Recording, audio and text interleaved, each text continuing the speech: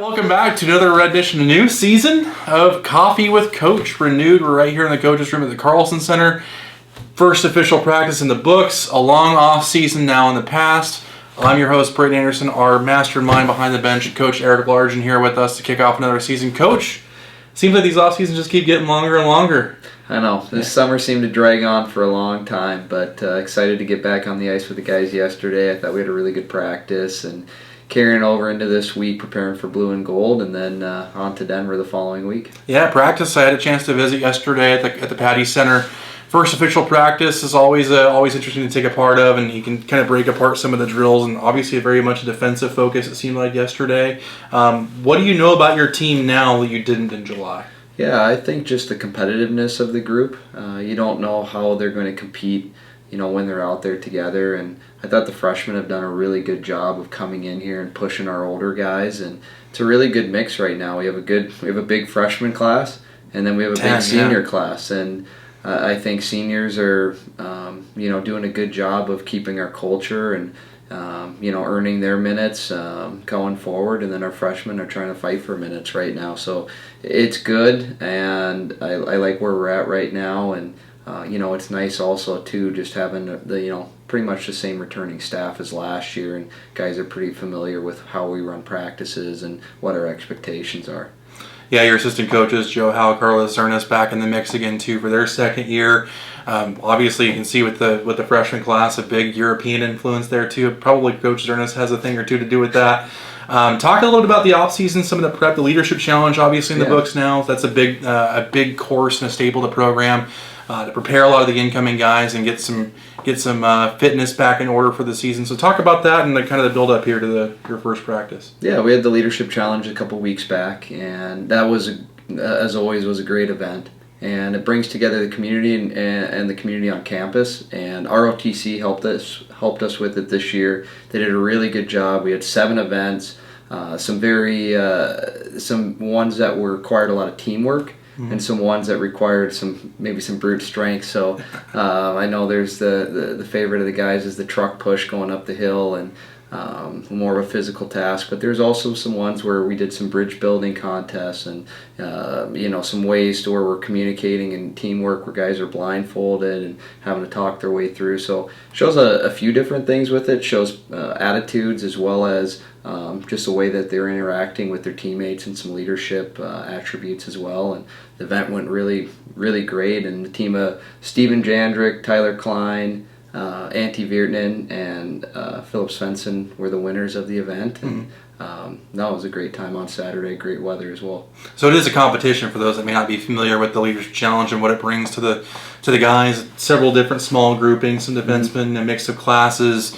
positions, so on and so forth, break apart and kind of gets some guys out of their shell, opens up the communication lines too, and helps them kind of work together as a team. Is there anything else for the fans that may not be familiar with the Leadership Challenge and what that brings to the table? Yeah, I mean it's a great tradition, and there's the wooden bowl that's given out at the end of it, and I think it means a lot to the guys to be able to come up and be deemed the champions. Guys are pushing past their limits physically and mentally, and they're all competitive and want to win it. And this year we had 28 guys participating, so we had 7 teams of 4, and they get assigned certain point values for every event that's completed or in a certain time, and rotate, or about 20 minutes for each event. So, we start at 8 and finish around 11:30 and crown the winner. But, this year was a really good competitive event. Well, tying back into hockey now too, this is obviously the first official practice now in the books. We're getting ready to get set for Blue Gold game, our inter-squad scrimmage this coming weekend. Then we jump right into the regular season schedule. Denver's coming up here a little over a week away now. No exhibition on the schedule this year, so what's the preparation look like coming into this weekend? Yeah, I mean, we've been playing a lot of 5-on-5 in our practices. Before our first official one, we had 4 hours a week with the guys, where we were able to break that up into some different position groups and half team splits and things like that, as well as some team practices. But with not a lot of our structure really having to be changed, we've gotten a chance to be able to integrate the new freshmen and play some 5-on-5 and get in some different situations and scenarios. So that's what we've been doing to prepare, and I think the blue gold game will be nice. Just have some fans, have a little bit of extra exhilaration. I know we've been beating up on each other a lot, but I think there's a little bit of added motivation during that game. So get a chance to get some good video, get a chance to have some teaching with it, and then off to a week where we'll be doing a lot of special teams in preparation of Denver for the following week. Now, Denver's obviously a familiar opponent. Former head coaches of the Nanooks both on the bench there, too, on the other side. So, and a team you're familiar with last year. You took Denver to the wire down in Denver, went to overtime. An unfortunate result. You probably deserve better than that fate. But now you see them here first week. It's the first week of the season for both of your teams. It's here on home ice.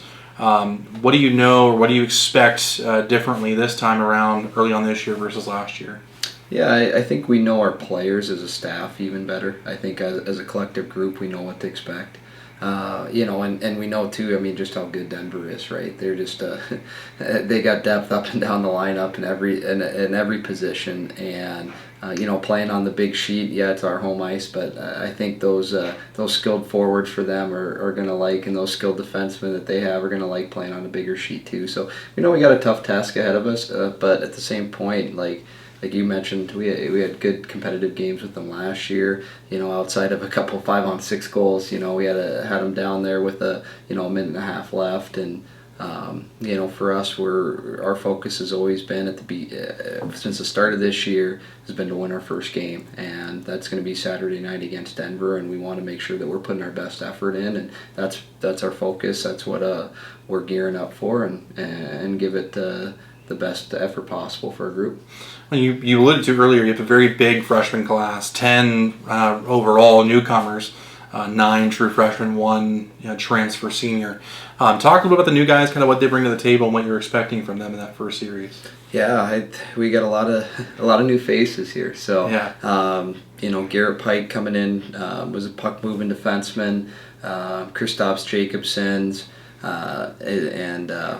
Robert Kalkus, a little bit more of shutdown type of D. Marcus Como's coming in from Kenai River, good 200-foot defenseman. And then up front, a couple of the Swedes with Philip Svensson and Diedrich Henbrand. Diedrich's got a great motor. Philip's a bigger body, good puck protection, smart player, adapting from coming over and playing J20 over in Sweden. And then we got Chase Dubois, who's going to be a redshirt freshman from us, played in BCHL. He's one of the top scorers over the last couple of years in the BCHL, so he's a skilled, smart forward. Logan Coombs, who's a transfer from Merrimack College. We're excited. He's got good pace. He's got good work ethic. Smart player, so we're excited. And then Eric Zohovs, who played over in Europe last year, and he'll be joining our squad. He played some time in the U.S. in the North American League and with the Shreveport Mudbugs, which is a Carlos Zernis connection there as well. Funny how some things kind of tie together in this world, isn't it? Yeah. Yeah, again, even during the first practice yesterday, getting to see some of the new guys skate. I mean, they don't look like freshmen. A lot of them don't. No. Philip Svensson, for example, 6'5", 6'4", 6'5". Like you said, bigger body, one heck of a shot. Yeah. But skates, like he's an ostrich out there. There's like no flaw in his skating. He's right up to speed with all the seniors and returning guys. He's making plays. Are you expecting these guys to start earning maybe top line minutes out of the gate, or is that maybe a little optimistic? Yeah, I don't know. It waits to be seen, right? So I think in practice, they've been doing a great job. They've been earning different looks and different opportunities, playing with different guys, and at every position, right? It's defensemen, forwards, and Emil Gronso as well. The goaltender's done a great job too, competing with Marty and Griggles, which I think our goaltending is going to be one of our strengths this year. So, yeah, I mean, we're excited about what the new faces are bringing to the table, and I think they're going to be, plugged in at a lot of different spots that are going to be helping our hockey club. I'm excited. I'm just the energy is here. Like even in practice yesterday, the pace is really, really good. The guys were skating like it's game week. Like they're playing Denver on Saturday, and in fact they're just playing each other. But I mean the energy's there. The optimism, it seems like it's there. Talking to some of the guys off the ice too, they're a lot of guys have a lot of high spirits and some confidence, which goes a long way too. And plus you mentioned having the familiarity with your team as a staff. they also have familiarity with you, being a familiar face now in your second year. So big senior class too, guys like Kyler Hope, Colton Leader, Tristan Thompson, a lot of those guys who have really been staples the last several years now in their senior year, a lot of production. What are you expecting from your leadership? Yeah, I think the seniors want to have their best year yet, and I think they've been waiting for this time to be able to come and play their best hockey. And they're excited. They're excited about the fresh faces. They're excited about what they want to do as a class and want to accomplish. And they've done a great job of leading so far, and I'm looking forward to seeing how they're going to be when we get into the games and get into the real tests.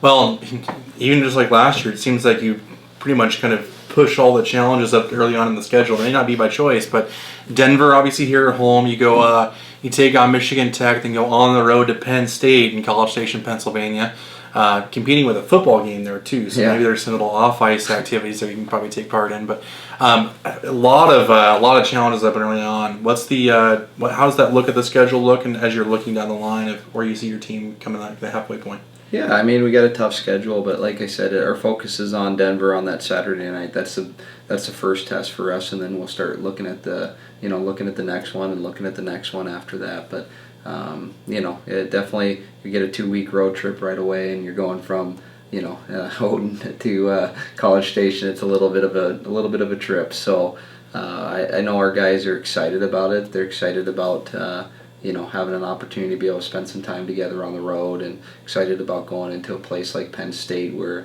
we haven't been before as a program, and looking forward to the opportunity to play in some really good competitive hockey clubs right off the bat, and should be a good test for a group, and we'll learn from the mistakes, keep getting better with the positives, and I think I'm gonna like where our group's at here as we head into the halfway point. Yeah, those first 3 series probably have some circles on it from some of your seniors on obviously wanting some vengeance against Denver for last year. I think it's probably no secret the Michigan Tech vendetta that's kind of been a thorn in the Nanooks side for some time now. Our seniors probably want to get that bug off their shoulder, and then obviously the Penn State taking on Gagodowski, and then it's Governor's Cup time. Yeah. Not too far out of the gate either, down in Anchorage. So should be some interesting hockey. I'm pretty excited, like I said, and I'm top to bottom. It's hard to really point out and ask any pointed questions right now. It's a little early, but the skating was there in practice. It looks like the energy's there.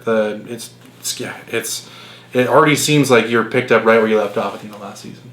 Yeah, no, we're excited about it, and I think that's a testament to the guys like holding that high standard in place, and they've been working and been competing and been skating. I like where we're at, and we'll see. Right now, everything seems great, but we got to go through and have some of these tests to see where we're really at, and that's our focus. We'll get better this week, and then on to game week, and see where we stack up on Saturday night against Denver. Yeah, well, first things first, the Blue Gold game this weekend. It's a Nanooks tradition around here. Honestly, the first time I've been affiliated with the program in the last 10 years, it's the first time it hasn't coincided with Starvation Gulch. The Nanooks traditions, the bonfires that happen on campus at the start of every fall, those took place this past weekend. So all the parking lots are officially open, so it should be making a little transition in the transportation a little easier up to campus. But obviously the skills challenge, a very big part of the Blue Gold game, getting to see who has the fastest skates and the hardest shot, and so on and so forth, and getting to see the shootout challenge taking effect with all the goaltenders, and kind of see how they're moving early on in the season too. But then right out of the gate after the Blue Gold game, you have 1 week to prep for Denver, a Saturday-Sunday series the first weekend of October at the Carlson Center. So hopefully we can get the Carlson Center packed for a Saturday-Sunday game and get this season rolling. Absolutely. Can't wait to get going with it. And yeah, the skills competition will always be fun. I'm sure James Leduce will be vying for that hardest shot championship there. So it's a great event, and looking forward to getting everyone out at the Patty Center. Yeah, for sure. Coffee with Coach this week, sponsored by your local Starbucks restaurants. If you haven't taken a peek at the new Starbucks location off Airport Way, awesome decal on the window, whole member and Natick Nation thing in there. Love it. Yeah, it's pretty sweet. 2 locations now on Fairbanks, one on College Road, one on Airport Way. Both got drive-through spots. Nice amenities to go sit with your laptop and do some work if you need to.